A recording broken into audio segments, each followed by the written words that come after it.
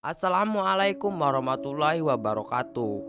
Halo, apa kabar teman-teman? Dengan ini saya akan menceritakan alur cerita film Jet Li yang berjudul Hitman, yang dijuluki Malaikat Pembunuh, yang dirilis tahun 1998. Oke, tanpa lama-lama mari kita sikat alur ceritanya. Goreng teng baja goreng cau. Thank you.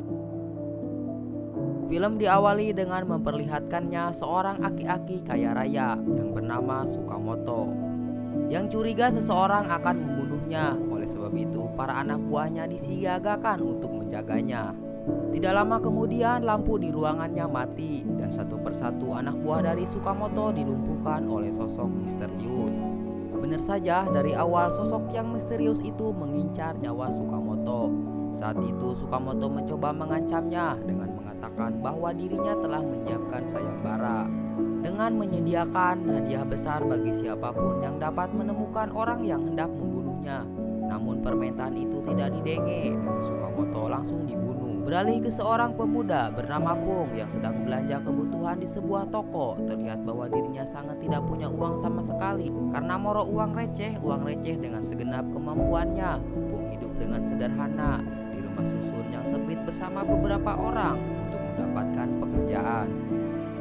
Karena orang-orang tersebut merupakan preman bayaran, di sana Pung sangat diremehkan anggota baru.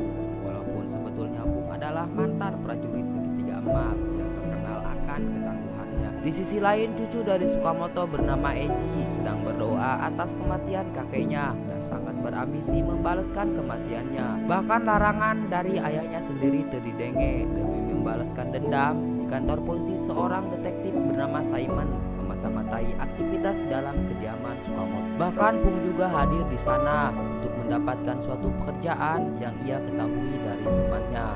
Namun dirinya tidak diterima karena dia tidak memiliki undangan. Untungnya datang seseorang yang menolongnya. Ia bernama Norman yang terkenal dengan julukan Crocodile Man.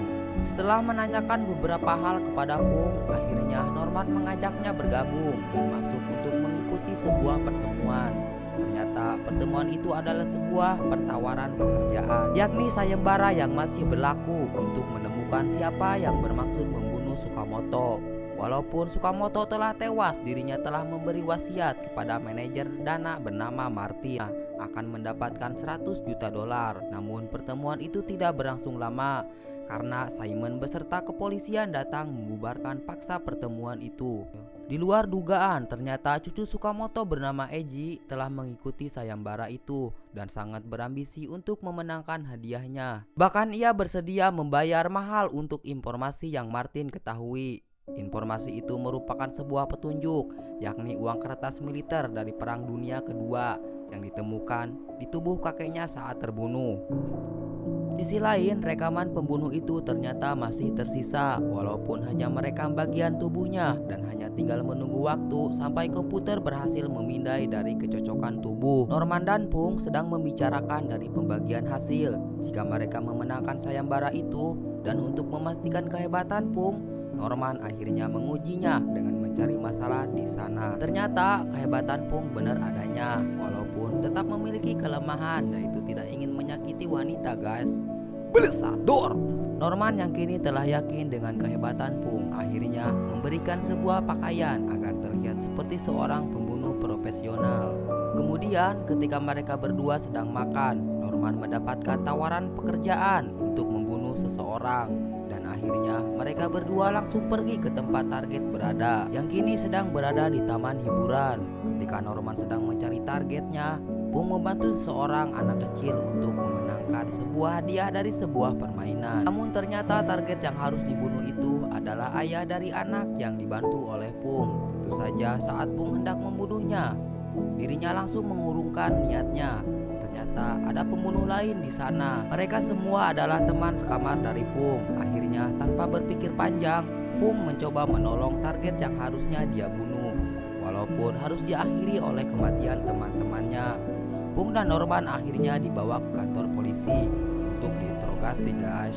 Untungnya mereka berdua tidak ditahan karena anak perempuan Norman yang merupakan pengacara muda bernama Kiki datang untuk membebaskannya. Namun mereka berdua akhirnya dibebaskan. Simon tetap mengabaikan Norman dan mencurigai Pung. Di luar kantor polisi, ternyata target pembunuhan itu datang untuk berterima kasih dan memberi Pung imbalan. Namun tentu saja Norman mengambil sedikit bagiannya karena telah gagal membunuhnya. Ketika dalam perjalanan, Pung diturunkan di jalan oleh Norman dan akan menghubunginya jika memerlukan bantuannya. Namun pada saat Norman sampai ke rumah, ternyata Pung sudah ada di sana karena dirinya diam-diam telah mengikutinya.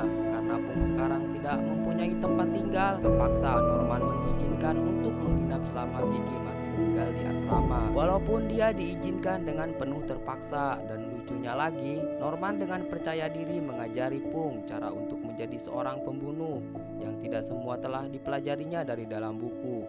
Bahkan dirinya menunjukkan senjatanya yang kini telah berkarat. Ketika Kiki kembali ke rumah untuk mengambil barang-barangnya, dirinya melihat Pung telah berada di kamarnya.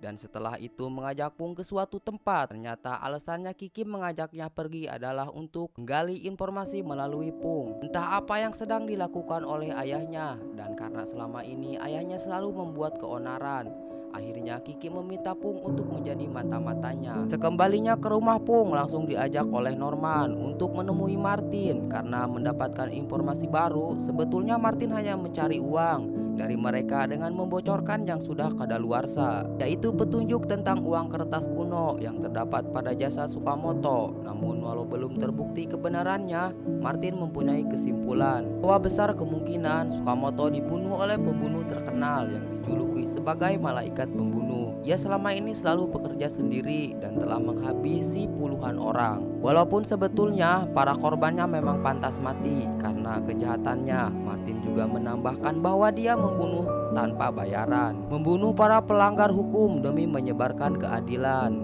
Setelah pembicaraan itu selesai, Pung mengatakan kepada Norman untuk mengikuti pergerakan dari Eji karena dirinya selalu jadi orang pertama yang memberi informasi dari Martin. Berhari-hari mereka berdua memata-matai Eji hingga akhirnya mereka menemukan bahwa petunjuk uang kertas itu mengarah pada seseorang, yaitu orang tua bernama Ling yang kini hidup sebatang kara. Dengan cepat mereka mengikuti pergerakan Eji, dan seketika mereka semua sampai, para anak buah Eji langsung menuju kamar Mr. Ling. Namun ketika masih mencari keberadaannya, muncul seseorang yang mana itu merupakan pembunuh bayaran lain. Bersamaan dengan ditemukannya Mr. Ling, di tengah-tengah perkelahian itu, Pung dan Norman berusaha menyelamatkan Mr. Ling sambil dikejar oleh anak buah Eji dan pembunuh bayaran lain yang membuatnya sampai terpojok. Namun Pung bereaksi dengan cepat dan berhasil membawa mereka keluar dari situasi tersebut. Pelarian mereka ternyata gagal karena dihadang oleh anak buah Eji yang terlihat sangat hebat, dan demi meloloskan, Norman dan Pung akhirnya bertarung dengannya. Walaupun akhirnya harus kalah karena musuh menggunakan senjata rahasia. Di sisi lain, Norman gagal melarikan diri karena tertangkap oleh Eji. Di sini Norman bertingkah aneh dengan berbicara sesuatu kepada Mr. Ling, yang ternyata Mr. Ling telah tewas akibat serangan jantung pada saat pengejaran tadi. Namun untungnya mereka berdua dilepaskan karena menurut Eji mereka berdua tidak layak untuk dibunuh. Setelah kejadian itu, Norman akhirnya menceritakan mengapa dirinya bisa mengenal Mr. Ling. Suatu ketika Norman membaca sebuah iklan yang membutuhkan seorang pembunuh. Ketika itu Norman sedang membutuhkan uang, yang akhirnya menemui si pemasang iklan, yaitu lelaki tua tadi. Dia menginginkan Norman untuk membunuh Sukamoto yang telah membunuh keluarganya saat perang, dan bayarannya adalah sekantong uang kertas zaman perang yang ditukar menjadi $2.000. Yang setelah berita kematian Sukamoto, Mr. Ling menyetorkan uang itu kepada Norman karena dikira dialah yang telah membunuh Sukamoto. Dan ketika Norman akan menjelaskan kejadian yang sebenarnya, itu semua sudah terlambat.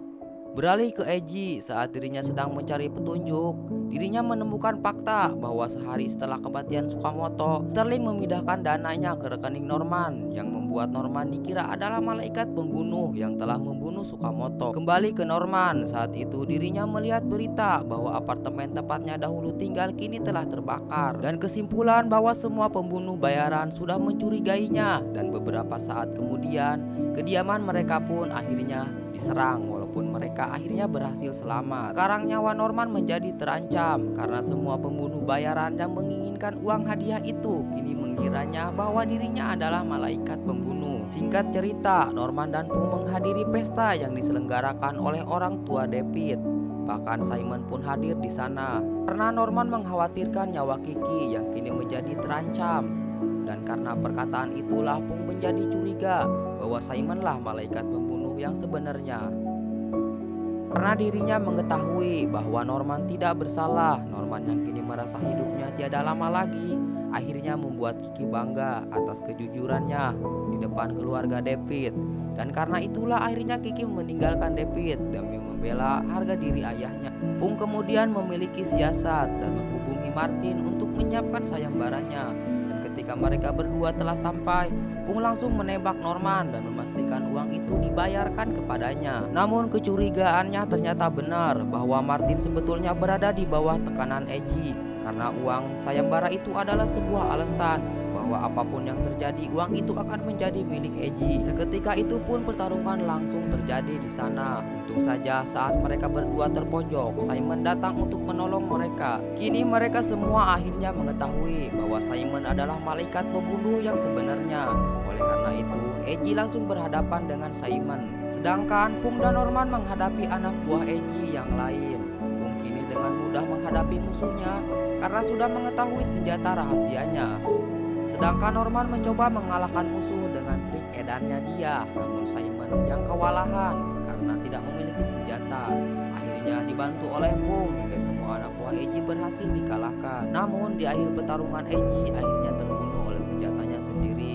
Setelah mereka semua berhasil dikalahkan, muncullah Martin. Karena Martin adalah orang yang mementingkan uang, dirinya mengusulkan untuk mengarang cerita dengan memberitahu bahwa Eji lah malaikat pembunuh yang sebenarnya, yang telah membunuh kakeknya sendiri, dengan tujuan agar uang sayembara itu bisa dicairkan. Di akhir film, setelah Martin selesai membagi uang sayembara itu, Kiki akhirnya mengambil Pung sebagai agennya agar ayahnya tidak membuat ulah lagi. Bahkan Simon pun akan pensiun dari pekerjaannya sebagai malaikat pembunuh karena dirinya sudah menemukan pengganti yang cocok sebagai malaikat pembunuh selanjutnya, yaitu Pung. Terima kasih yang sudah menonton video ini. Sampai jumpa di video selanjutnya. Goreng pisang, goreng teng baja. Thank you.